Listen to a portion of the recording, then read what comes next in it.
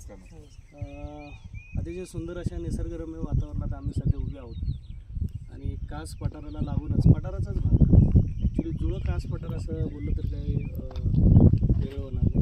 मित्रांनो, आम्ही आलो आहे जुमती ह्या गावामध्ये आणि अतिशय सुंदर असे ह्या निसर्गरम्य कुशीमध्ये निसर्गाच्या कुशीमध्ये वसलेलं हे गाव आणि ह्या गावामध्ये आम्ही काल एक मुक्काम केला.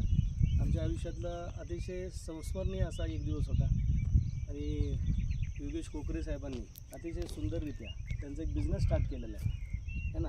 म्हणजे गाव लेवलला गावाचा अनुभव, चुलीवरचं जेवण आणि सुंदर असा ट्रेक असं तिहेरी असं एक प्लॅनिंग त्यांच्या टोटल ह्याच्यामध्ये असतं आणि सुंदर असं नियोजन कोकरे साहेबांनी केलेलं आहे. माझी अशी विनंती आहे की जो कोणी निसर्गप्रेमी असेल ज्याला ट्रेक पण करायचं आहे ना, तर अशा सुंदर अशा वातावरणामध्ये तुम्ही येऊ शकता, याचा आस्वाद त्याचा आनंद घेऊ शकता.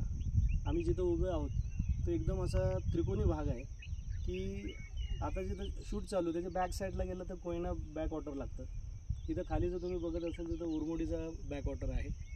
तिथे उजव्या साईडला जर तुम्ही म्हणजे तुमच्या लेफ्ट साईडला गेलं तर कनेर डॅमचं बॅक वॉटर आहे आणि असा बरोबर पॉईंटवर आपण आहोत. वजराई धबधबा इथून अगदी आम्ही जस्ट गेलो एक 300-400 मीटरवर वजराई धबधबा आहे. एक 3 किलोमीटरवर कास तलाव आहे. म्हणजे असं जबरदस्त अशा वातावरणात इथं आम्ही आनंद घेतो.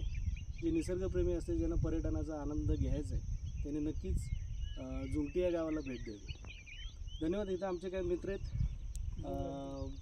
इथं आमचे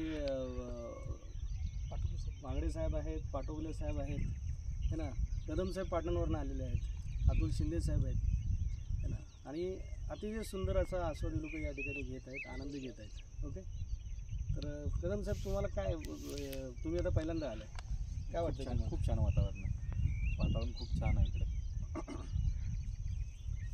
सो नक्कीच या, सगळ्यांनी या. पाटोगले साहेब थँक्यू सर, थँक्यू. एक नंबर.